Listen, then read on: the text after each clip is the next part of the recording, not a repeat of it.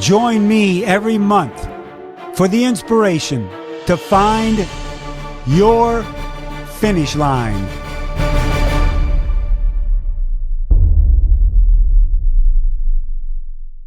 Hello, everyone, and welcome to another edition of Find Your Finish Line. I'm Mike Riley, and I'm always excited to have you today to be a part of this podcast because I have a very special guest. Before we get started, I'd like to congratulate all the women who completed the Ironman World Championships in Kailua Kona this past October 11th. Well done, finding your finish line. And I know there was a lot of rookies there, about 400 or 500 women that had never done that race before. So congratulations to you for getting it done. Plus, check out all the training plans on both Tri.dot and Run.dot. Those training platforms have coaching experts like Mark Allen, Keely Jones, Craig Alexander on the triathlon side, and Run.dot master coach Meb Keflezgi on the running side. You can't go wrong with those coaches. Check out the platforms and see if they can help you get to your finish line. My guest today has an amazing story. I got to know him some months back, and I ended up reading his book for the audiobook version and got to know him very well, much better than I thought I would, because he is an amazing human. He's gone through something that very few people will ever go through in their lives. Within the span of just months, he contracted prostate cancer and then received diagnosis of colorectal cancer. You talk about a 1-2 punch. That's the first time I ever heard of that happening. So he's chronicled his career, his cancer, in a book here called Every Mile Matters, turning triathlon training into cancer triumph, everybody. You got to pick it up.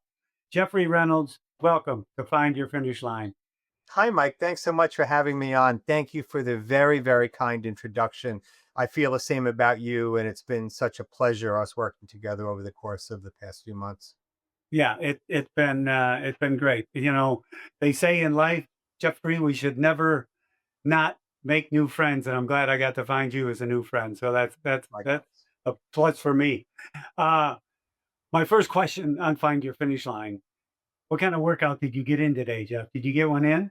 I did. I did a strength workout this morning. You know, it's kind of like the off season. I did my last multi-sport race on Sunday. So this morning was a 30-minute strength workout, an easier day. And although I know this isn't going to run today, tomorrow on the 11th, I guess is, or the 8th rather, I am actually running up the Empire State Building as part of a benefit for the NYU Langone Cancer Center. So I normally would have done something else, but limited it to strength this morning so that I could run up 86 flights of stairs up the Empire State Building, which is ironic because during chemo, my office is 5 floors up. I always take the stairs instead of the elevator. And I'll tell you, during chemo, I would get 3 flights up and have to stop and take a breather before I finish the last 2. So the fact that I am in what I think is good enough shape to run 1,500 steps up the Empire State Building is certainly a good sign. I love that. And, you know, so many people and so many health advocates say, you know, if you live 5-6 stories up or 5-6 floors for your office, you got to walk it. I can't imagine someone with your background being in shape because of everything you went through. You were tired at 4 or 5 flights, and now you're going to run all 80 plus. So Good luck on that. That's fantastic. Thank you. These are the fun things you could do in the off season. Yeah, you know, it's funny when you said that, Mike. I just did my last triathlon multi-sport event for the season, and you're in the East Coast. I'm in California. When you say end of the season, I go, "What are you talking about?" There's quite a few more coming down the pike here in Southern California. Is that the way you planned it? You said, "I got to get this one in before the season, so-called, ends." Yeah, I think that's pretty much it. It's been a busy few months, as you noted, but I did Jones Beach 70.3, and you know, Corey Roberts just did a fantastic job directing that race. I had a solid race, certainly not my best 70.3 given kind of what I've gone through, but you know, the feeling, and you and I talked a little bit about this, the feeling of being out there, not that I have to, but that I get to. That I get to train again, that I get to race again. There's nothing like it. And I will say, the physical wellness is all part of it, but so is the emotional wellness and well-being, and just the feeling that, I'm back and I can do these things again. Well, let's take our audience through, if you would, some of your background of your PhD, and then how you got into running, and then triathlon.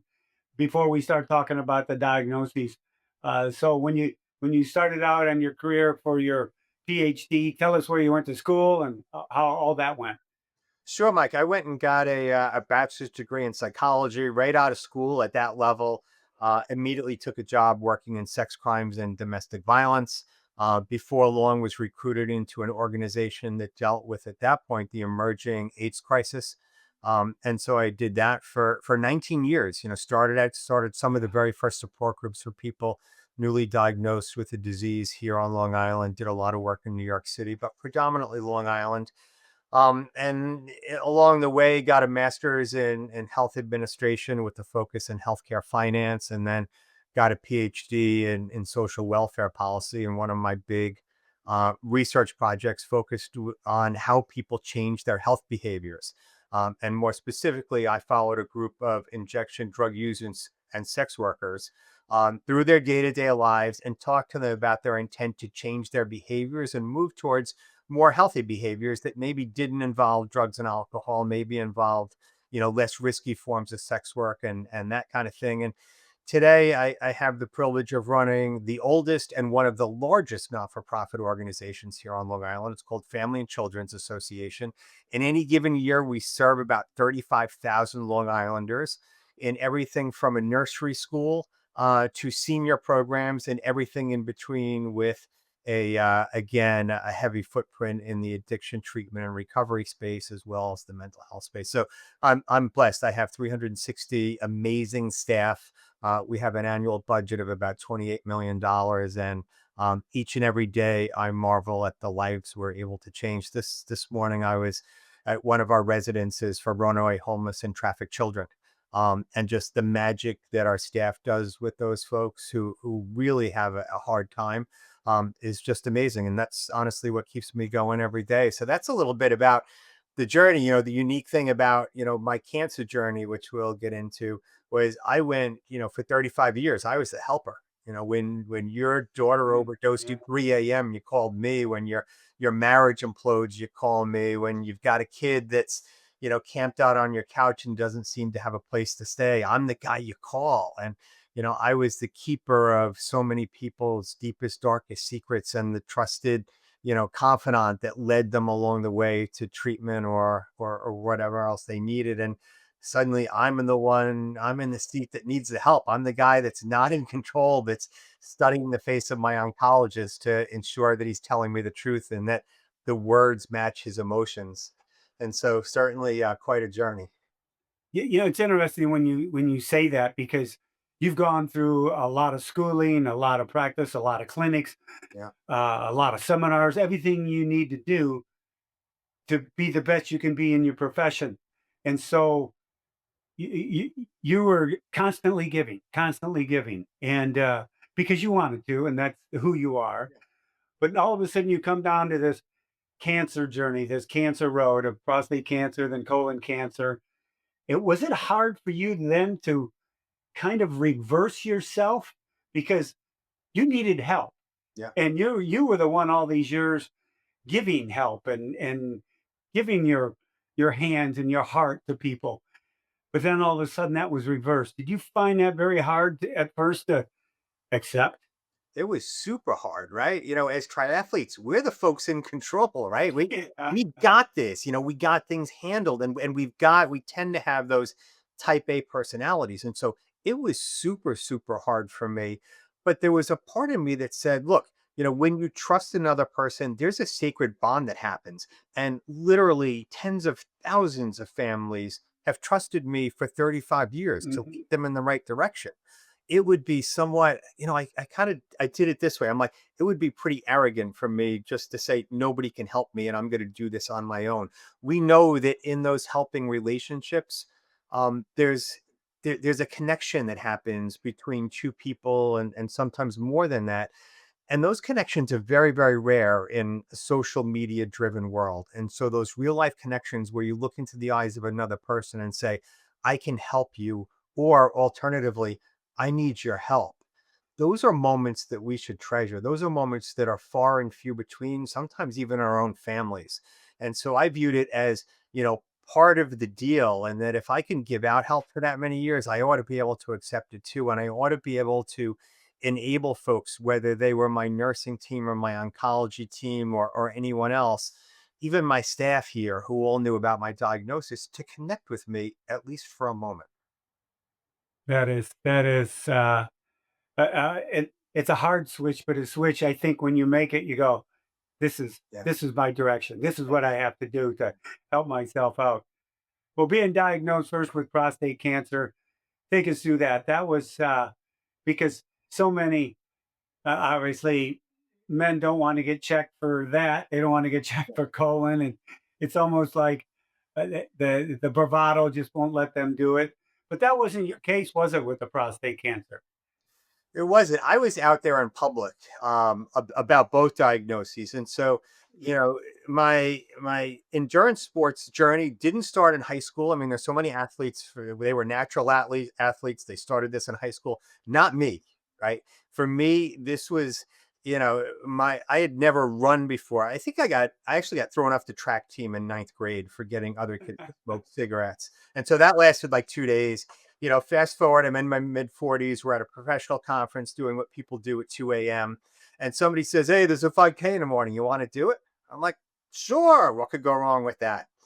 So I show up at the start line 3 hours later, in like cargo shorts, shoes that are not designed for running, a t-shirt that I would generally wear under under a collared shirt with a tie. And the gun goes off and I take off like like there's no tomorrow. And probably 45 seconds later, I'm walking and I'm like, oh my God, are you kidding me? Right. Turn in a time of 36 minutes and I go back to my hotel room and do what any normal person would do. I start registering for more 5Ks looking for redemption. No, yeah, no, we're so normal, aren't we? And Mike, as you know, in this world, 5Ks aren't enough, 10Ks aren't enough. Then you're doing half marathons, then you're doing marathons. And then, at least for me, it wasn't good enough that I sucked at one sport. I needed to really be mediocre at three sports. And so I took up swimming, biking, and running, went to a triathlon clinic, did some sprints and Olympic, um, a bunch of halves, Atlantic City, Eagle Man, that kind of thing, Maine twice, and then signed up for a full. And when I put together my short list of days, Mike, November 2nd, 2021, you called me across the finish line at Ironman, Florida. It was like a dream come true. I did not set any course records, mind you, and so yeah, it was late into the evening. Um, but I got it done, and it was just an incredible feeling to hear those words from you, Jeffrey Reynolds. You are an Iron Man. Um, I didn't know that just a few months later, I would get another pronouncement, and it wouldn't be you're an Iron Man. It would be you have cancer. And there are 2 million Americans a year that hear the words, you have cancer. And their lives are never the same, just never the same. I learned about the diagnosis via a text message saying, log into your healthcare portal. We have an important message for you. And I had gone for a routine screening, because I believe in that. I try to take care of my health. I had no symptoms whatsoever. Doctor said, your numbers are just a little bit high. We should just get it checked out just to be on the safe side. I don't think anyone ever believed that I actually had prostate cancer. And I got the diagnosis on April 1st of 2022. And I'm like, this has to be a lousy April Fool's Day joke. And so, I went through the process. Your mind spins. But for me, I got a lot of comfort. Um, at one point in time, it was probably 2 days in, and I'm like, wait a minute. I did Ironman Florida with prostate cancer. I can do this. I do hard things. This is what I do. This is not going to be the end of the world. I had cancer and I still did Ironman. And for me, being able to complete Ironman, look, I know you have a lot of speed demons on your show, but being able to complete it for me was like a test. And that test became the testament for me as to what was possible. And I'm like, I've taken on hard things. I've set my sights on a goal. I've nailed that goal and I've gone on to reach even bigger goals. And for me, dealing with prostate cancer was the second goal. And so I got the best care in the world, and I'm very lucky to have access to great care here in the New York metro area. I got surgery on July 1st of that year. Um, I walked 1.8 miles around the nursing station right after the surgery, and surprised nobody ordered a psychiatric evaluation on me at the time, but they didn't. And then I went on to run the New York City Marathon that November. Again, I set no records. I lost a toenail. I might have peed some blood, but it was the sign and the proof to myself that I was back and ready to rock and roll. That is a I've heard it so many times, Jeff, is it goes without saying it's a shock whenever you hear the word cancer. Yeah. No matter who it is, it's a shock. And it scares the hell out of you. But then so many people I've talked to, you mentioned it. It's like 2 or 3 days later. Hey, wait a minute! I did an Ironman. What the heck am I? I can't wallow in this thing. I can beat it.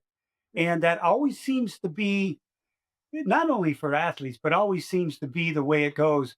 Because if they're any have any positivity in their blood at all, they're going to go, I need to beat this thing because I have family, I have friends, I have a spouse, I have all these Yeah. things. Did you, when that happened in those 2 or 3 days span, is that what you thought about? Oh my gosh, I've got a family, I've got a wife, I've got a job, I've got all these people I support. What's going to happen? Yeah.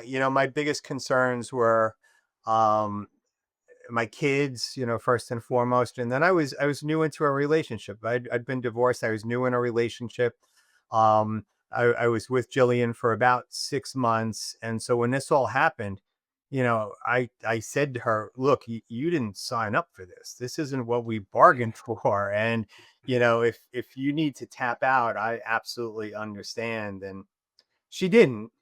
Um, but I worried a lot about the new relationship and the impact it would have. I worried a lot about my kids and telling my kids, in fact, there's a whole scene in the book where I tell the kids and they ask some questions and that kind of thing. And so, it was a tricky time. And look, as much as I feel enlightened, I didn't know very much about prostate cancer Yeah. at all. And you take to Google and you start Googling things, and some of it's accurate and some of it's not. These days we'd use AI to do the same thing. Um, but your mind tends to run away with you until you get to a place where you're able to say, look, I've done hard things. I do hard things. A little bit of uncomfortability is not the end of the world. I think that's one of the things that sets endurance sports apart from everything else. It gears you up for these types of things. I will say it kind of geared me up for the first diagnosis. I then became an evangelist for screenings because Yeah. I was young. I had no symptoms whatsoever. And so I did a public service announcement for the Prostate Cancer Foundation of America about the importance of early detection and early screening, getting checked out, that kind of thing. And so the following August, I went and got a colonoscopy because that's what you're supposed to do. Right. And so, again, it's like, You were a good patient. You were because as we know, Jeff, just because we're fit yeah. does not always mean we're healthy. That's for sure. Yeah, two really, really different things. And maybe we can circle back to some of the recent the news articles about Yeah. colorectal cancer and endurance sports. But I go in and get this routine colonoscopy in August. Um, I wake up out of, after the anesthesia, and my doctor comes to my bedside and says, look, I took some polyps out. I'm pretty sure those are okay, but I'm going to send them in to get checked out. But I also found a significant mass. Talk about terror. And I said, like, how significant? It's the only thing I could think of to ask. And he said, it's very significant. You need to get a surgical referral on the way out the door. And So so, so he didn't, Jeff, he didn't tell you like it's a marble, it's a golf ball. He didn't. I want to know what's significant. What's the size? I He think I didn't. was so in shock. I simply said, how significant? He said, very significant. Get a referral. I leave.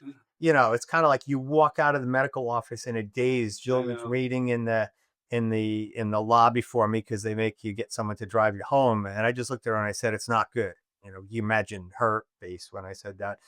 And then, 2 minutes later, we're out in the parking lot saying, "What just happened? What's the deal?" And you go through a whole series of getting it staged and that kind of thing. And then how big it is. You can actually see pictures of it and the tumor and that kind of thing. And so, I sat there saying, "Like, two cancers in 2 years, they're not connected. How on earth could this be?" And you drew a really important distinction between health and fitness because they're not the same. I was pretty fit. I was racing, that kind of thing. But you can still wind up with a pretty significant health condition. Um, but there's a difference, and this is an important point. As I went through the diagnoses and then the treatment plan, they enrolled me in a clinical trial in which I got more chemo than most people get. And so it was a 3 drug combination versus a 2 drug combination. My doctor said to me, "You can do this because you are young and you're in great shape. Otherwise, I'm not sure your body would be able to manage it. And psychologically, you have to manage Mhm. that much chemo," which I downplayed at the time. Now I understand what he meant. And so I went through 27 rounds of chemo, 27 rounds of radiation, a short treatment break, and then 6 months worth of biweekly chemo infusions. And at the end of it, and I don't want to hold the punchline to the end, about partway through, they said, "Your tumor appears to be gone. There's no evidence of disease." And so the doctors use very, very careful language. They no longer talk about remission. They don't say you're cured and jump up and down and, confetti doesn't fall from the air. They say right now there's no evidence of disease. So it's a very cautious take on things, but it's the best possible scenario. And but that this was they were talking like this, Jeff, when you were halfway through, correct? Yeah, yeah. So I had finished the first round of chemo and radiation. They took 3 weeks to let my body settle in and then to do some Mm. testing, very invasive testing. And they did that test, and then we proceeded with the infusions. And they gave me the option of not having the infusions, and I'm like, "Oh, no, no, no, that's like quitting at mile 5 of a marathon. Like, we have Yeah. to out a treatment course. Don't make me go buy chemo on the street because we're doing this thing, right?" And so, if that's what offers me the best hope of a permanent fix, then I definitely want to do that, even though it's going to be a little challenging. And so, I wound up with close to a year worth of treatment, but with the best possible outcome.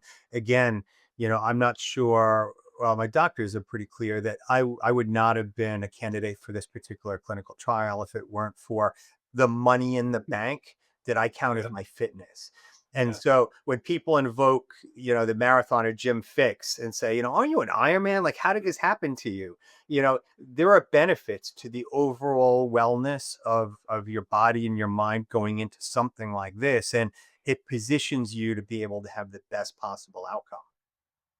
Yeah, people don't I mean, we realize that the more you can build up that immune system, and it became evident during COVID, and the better shape you were in, the more, better the odds were, and all that good stuff. It's the same thing with the flu and a common cold.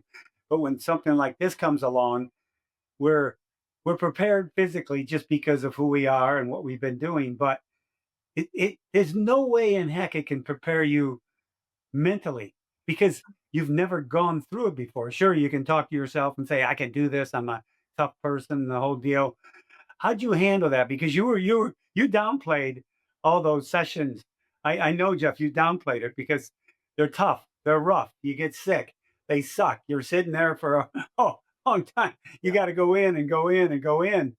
Mentally, how'd you keep that as strong as your physical nature?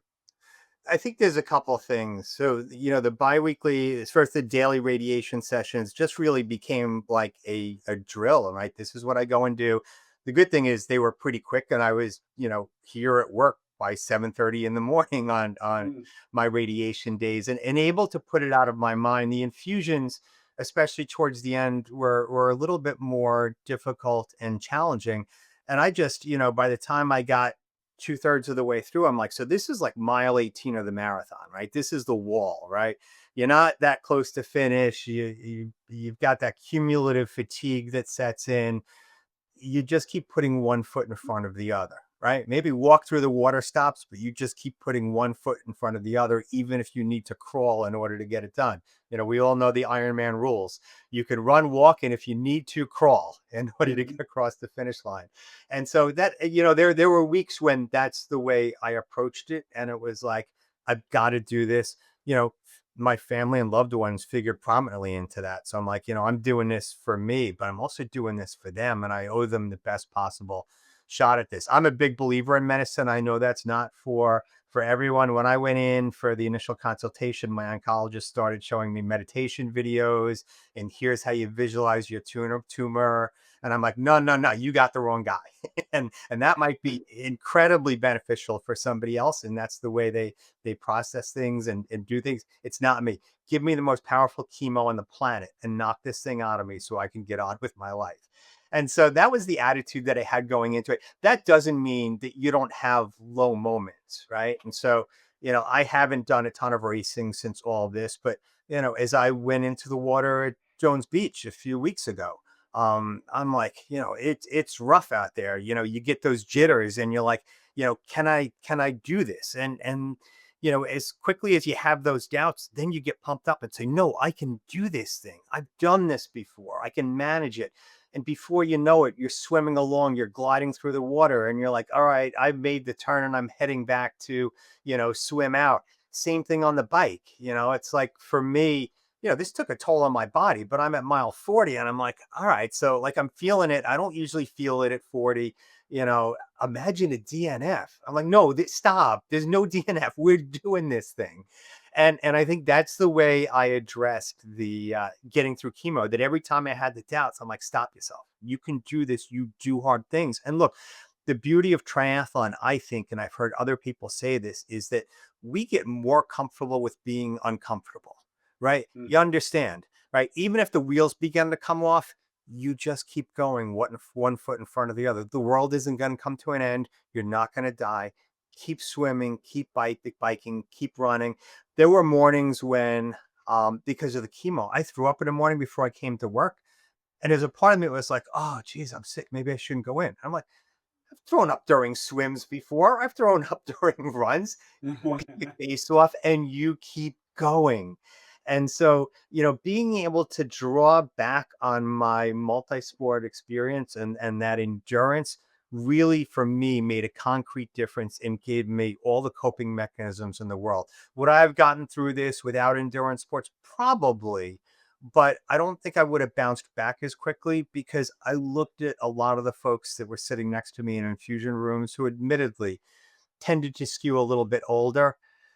There were folks really struggling with a lot of anxiety, depression, and other things that I think impacts not only your mind, but your overall body and your health, right? If you're walking around anxious and depressed, I think it makes it harder to fight off those cancer cells, right? You only have so much energy, that's available to you. And if you're spending that energy worrying, if you're spending that energy depressed, I had the ability to exercise through chemo. And there were days when it was rough. Generally I don't have a hard time lacing up my shoes and getting out the door.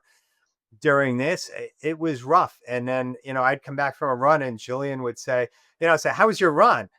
And I had a stock answer. Pathetic, right?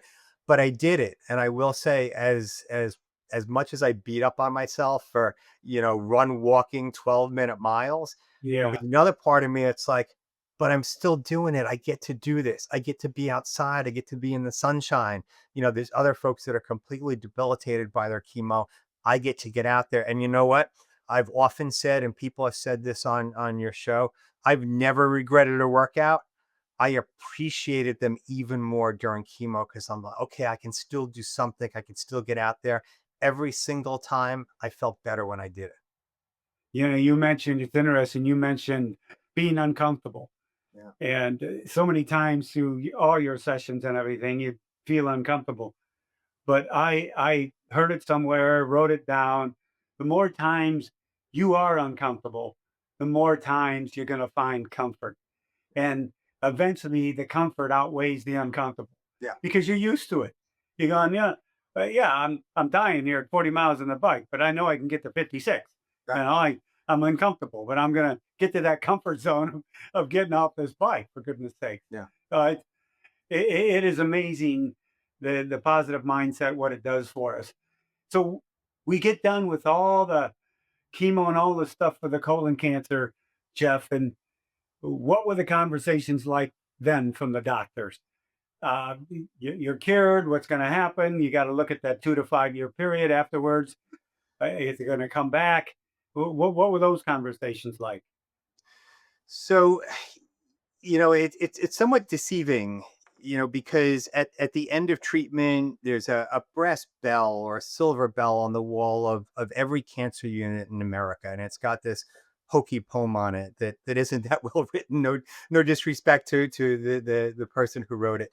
But at the end of cancer treatment, you ring this bell. And when I finished the first round of treatment, I didn't even know there was a bell. I climbed out of the radiation machine. They're like, okay, come, you got to ring the bell. I'm like, what bell?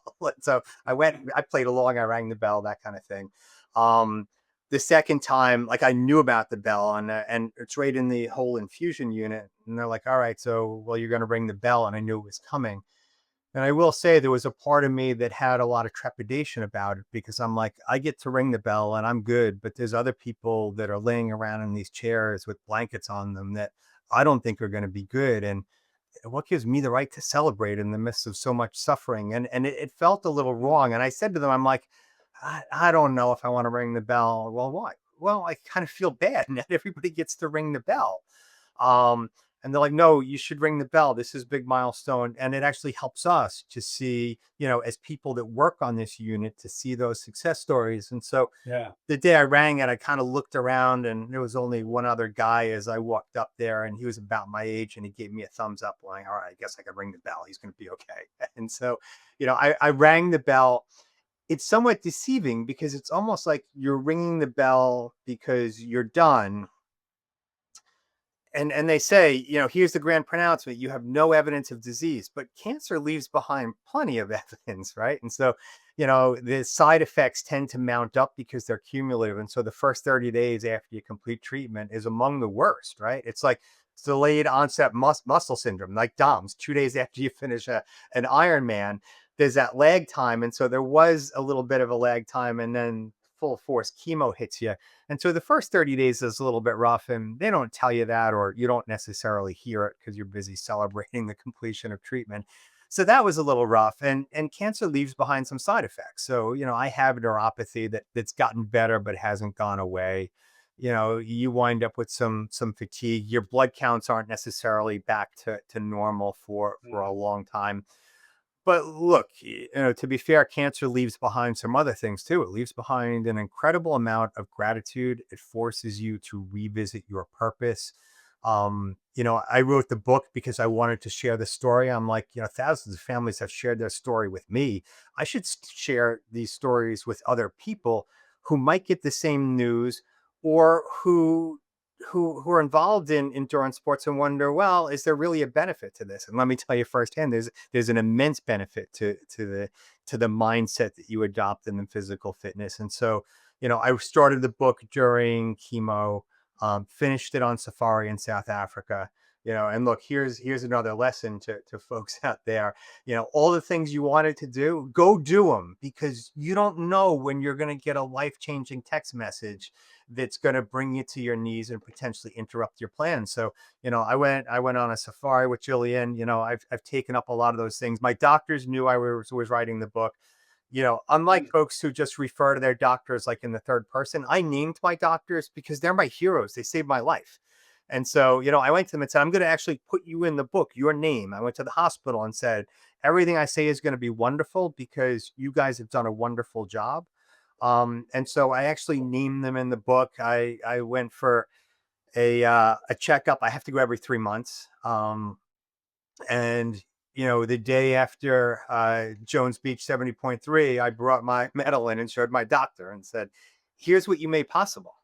Right. And I know I made that possible, but the medical professionals out there who work without a lot of glory and without a lot of fanfare, are saving people's lives day in and day out. I know that there is a lot of healthcare professionals that are part of our triathlon community. And so, I will just say thank you for everything you do. People like me don't often get the chance to express that thanks in as complete a way as we might. We're not always pleasant to be around. But there are really angels and scrubs walking around cancer units across the United States. Yeah, and it's quite amazing because whenever you get inside the system of a hospital or a radiation thing, you discover those angels right away.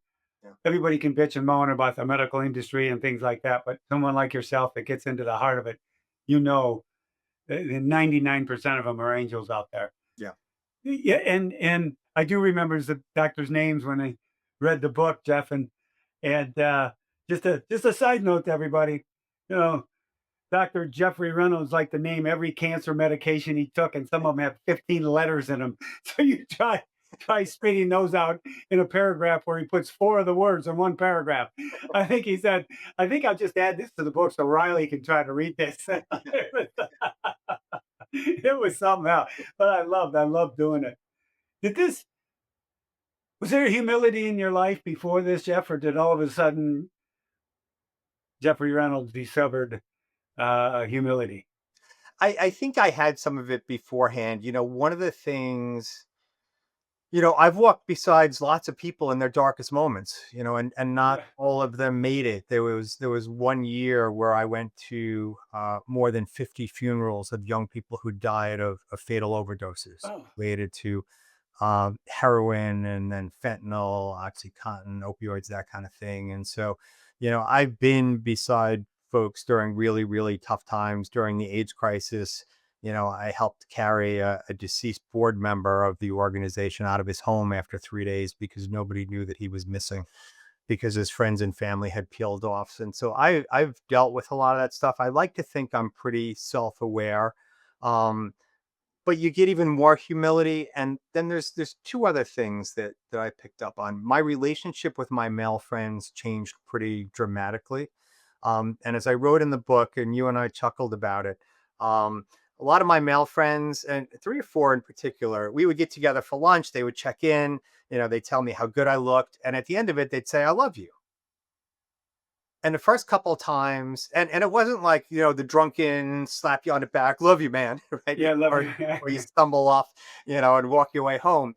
It was heartfelt. And the first couple of times I was so taken aback, I didn't know what to say. I'm like, oh, good. Thank you. Great. I'd get home and I'd be like, they must think I'm gonna die. Like they must think this was like the last lunch. I must be ready to check out. But they told me how good I looked. Were they lying? And that's kind of the games your mind plays with you. Yeah, And the disconnect for me was, uh, God knows I've told hundreds of women I love them, and sometimes I meant it, and sometimes in retrospect maybe I didn't. Why was this so difficult when my guy friends tried to create a deeper connection in the middle of this crisis? And I'm progressive, probably even woke.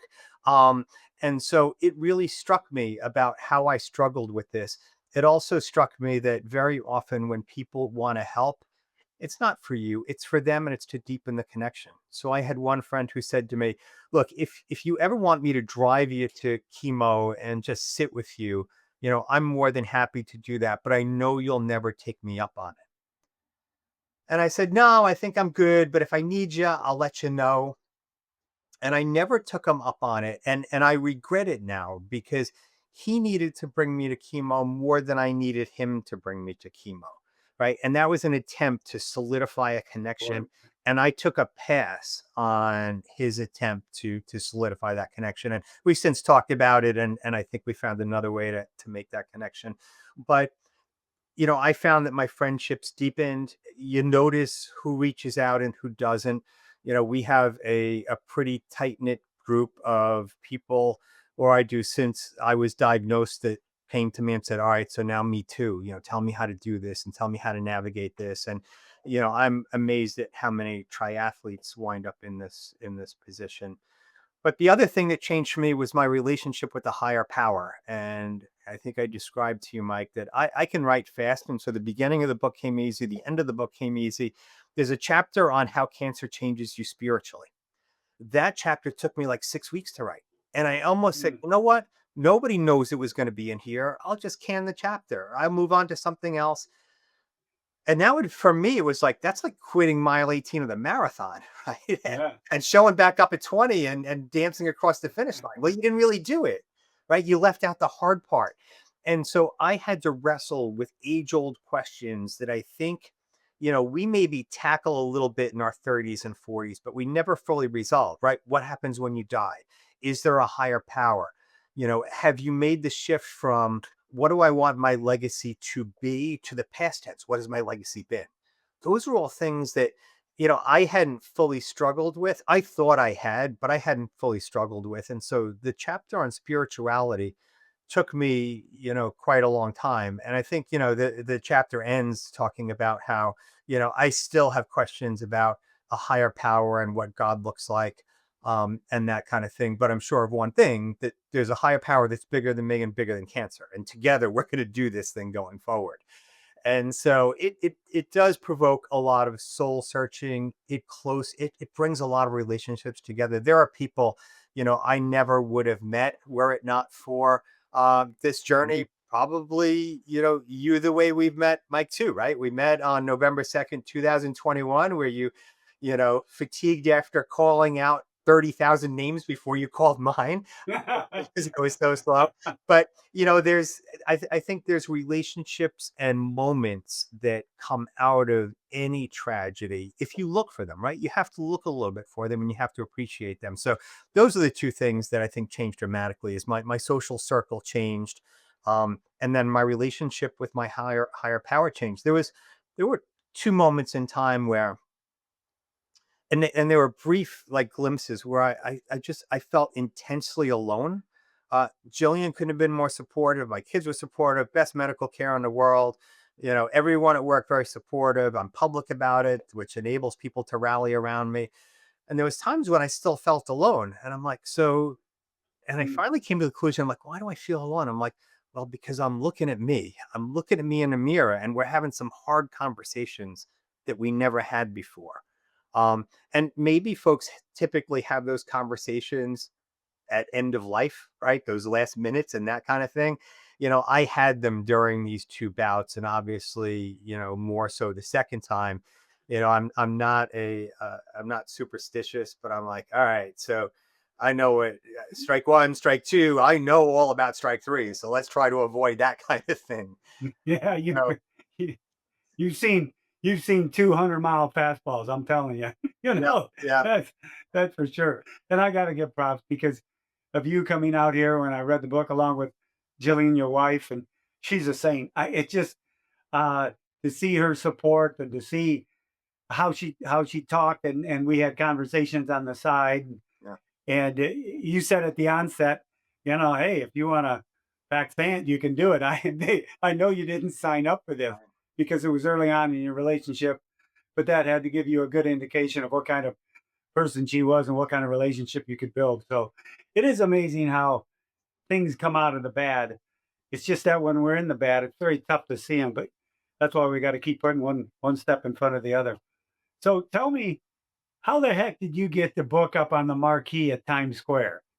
I, you, everybody, Jeff sent me uh, a photo from Times Square, and I gave a little quote in the book, and it was up there. My quote, Mike Riley, next to his book, and I'm going, "Oh my gosh, my name's in light at Times Square." It might have only been up there 8 seconds, but I didn't care. I thought it could have been 8 years. How'd you pull that off? So, Mike, the nice thing about being in like health and human services for this amount of time is I have a lot of media connections and I do a ton of media, Uh, right? So the book was on Fox 5. I do media almost like once a day, right? On issues related to the opioid crisis, health and human services, that kind okay. of thing. And so I've got some connections in order to get things done. And it's amazing when you do something in service to others, you don't make a ton of money writing a book. Like this is the worst investment in the world.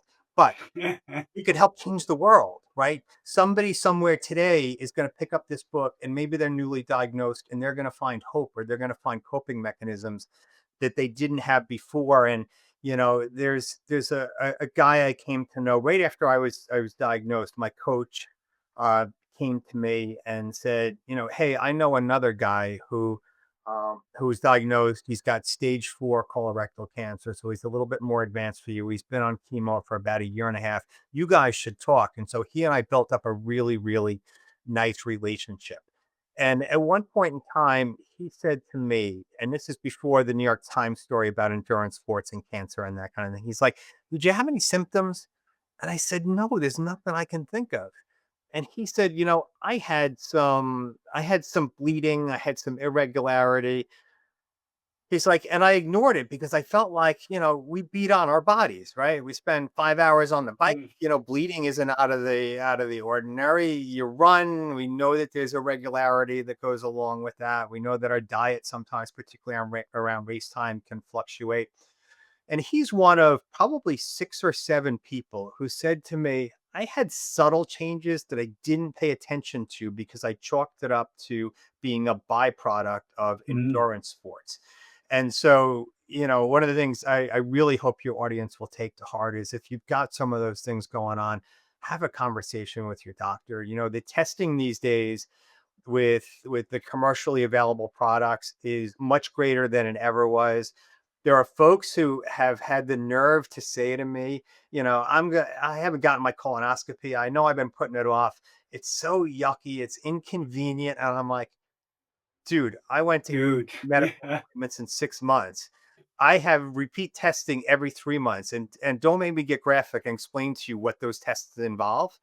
And so if you want if you want yucky and inconvenient, wind up with cancer. And so, really, there was a front page New York Times story not that long ago about the possible connection between endurance sports and colorectal cancer. And the article did not posit that, it contributes to colorectal cancer. What I would say and what I've seen is that we tend to disregard some of those symptoms. And, beyond the bowel related symptoms that you might see, chronic fatigue, that kind of thing. And look, most of us during training season walk around perpetually tired, fatigued, right? And so you go through a slump where you're feeling tired, your sleep is off, you just don't feel right.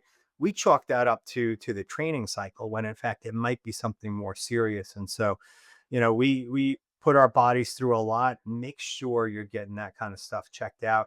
And look, I was always happy when I went to the doctor and they're like, no, it's nothing to worry about. You're good. Going through this, I learned to ask more probing questions Mhm. and to be able to say to my doctor, even this time around. So I've gone through all of this. I love my doctors to death. I had to say to them, it's been 2 years since I had that colonoscopy where I got diagnosed. I haven't had one since. The tests you do look at other areas of my body, not necessarily my entire colon. Should I be having another colonoscopy? And one of my doctors is like, yeah, I guess you should be doing that. That's probably a good idea. And they did it and found nothing, granted. But I had to raise the issue myself and say, shouldn't we be doing this? And so, even if you go get checked out and like everything's fine, nothing to worry about, ask questions. It's your health. Yeah. I had stage 3B, which is as close to stage 4 cancer as you can get. Imagine if it had gone another 6 months. My outcome would have been vastly different. And so, my plea to your audience is to take care of yourself, get it checked out, be persistent in your questions, right? We're not a shy group of folks by any stretch of the imagination. And so take that forthrightness, take that assertiveness and bring it with you to the doctor's office. Yeah, there's no doubt you are your best advocate, Yeah. but you have to speak up and you have to be prepared going in there. What questions do I need to ask? And what questions do I need answered? The other one is the old adage of, as athletes, endurance athletes, we listen to our bodies. If you get a little Achilles pull or a hamstring, oh, but we have to listen to our whole body. Yeah. If all of a sudden you see a little blood or something's going on that is out of the ordinary, don't chalk it up to training, dude. Hey, go get checked out at that. So, Jeff, my final question on Find Your Finish Line is always the same too. I have friends that race the Baja 1000 here down in the Baja with the trophy trucks, and I've sat in the second seat, and it's 1,000 miles of it's just incredible. But afterwards, they get together and they call it table racing, where they sit around a table and they reminisce about the race. So they reminisce about a race that happened 4 or 5 months ago. So I call this tri-table racing. So sit down at the table with us and reminisce about something that happened at a race, something you remember, something during a race or at the finish line, whatever you want to reminisce with us about. Yeah, so there's two things that I would say. One, the race you called Ironman Florida 2021, it was like, if you recall, it was like 40 degrees in the morning, It right? was, yeah. In Florida, right? 40 degrees in the morning. Um, and the swim was incredibly rough that day, right? And Florida is a pretty unpredictable swim. It was incredibly rough. Lots and lots of folks didn't make the swim cutoff. I am not a particularly good swimmer, and I made the cutoff, I want to say, by like 4 minutes. And so, and I had no idea, right? I wasn't focused on Yeah. that. I was just focused on surviving. And then I found out, and I found out as I kind of got onto the bike, and people were bummed out that they hadn't made it and that kind of thing. But I made it. And, I then kind of look at that and say, is there a cosmic picture that comes together around all of this where, I was destined to finish Ironman Florida, so I would have that testament to build on in the moments that came. The second thing I'd say is, Mike, every race from now on just puts me in tears as I cross the finish line, because I'm like, I wasn't sure that I was going to be able to do this anymore. One of the things my coach Danielle Sullivan said to me before Florida, she said, enjoy the finish line. She's like, I know you try to blaze through the finish lines. Even if you walk half the marathon, you're going to pick up that pace and blaze through the finish lines. And they have a good picture of you and the people are clapping and everything. She's like, slow down and enjoy it. And there's so much wisdom there. And so at Jones Beach, I had the pleasure of doing that and just kind of making my way across the finish line. We got the VIP badge, so Jillian was able to put the medal on me. And so, every race now, even the small duathlon I did a week ago, I was starting to peter out towards the end. It was a short race. I was just tired. And a guy came up beside me. He's like, come on, run with me. We could do this kind of thing. And we only had a half mile to go, but we ran together. We got to know each other. He had no idea kind of my background and that kind of thing. And we ran across the finish line together. And so there are moments like that in racing. And honestly, that's what it's all about. The reality is, I've never won a race. I'll never win a race at the age of 59, having had cancer twice. I get the same medal and banana that, 10,000 other people get along the Yeah. way.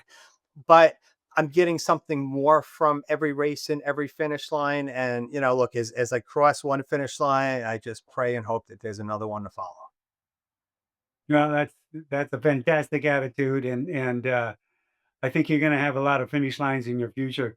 And don't keep telling me you're not the fastest. Okay, my old adage is, if you get to the finish line, you're a winner. I don't care what the time is, and and everybody is, because everybody's win is different for their lives, and we're not going to be as fast as Jan Frodeno and those guys, but I can tell you what, the satisfaction is just the same for anybody finishing any race at all. So, Dr. Jeffrey Reynolds, Jeff, thank you so much. And everybody, keep in mind, Every Mile Matters. It's out now. Pick it up. You got to read it. It's an amazing story of perseverance, of comeback, and of just a guy like you and me wanting to get to the finish line. So, Jeff, thanks for joining us. Mike, thanks for having me on. This is truly a full circle moment, right? From Ironman Yeah. Florida to reading the audiobook to this. Thank you so much for being a part of my life. And thank you for everything you do for the sport. Well, you're welcome, and my pleasure. And everybody, thanks again for tuning in to another edition of Find Your Finish Line. Always keep in mind that every day can be a struggle, but at the end of every day, it's a win. So keep your thoughts strong, keep your positive attitude strong, and you will always find your finish line. Aloha, everyone.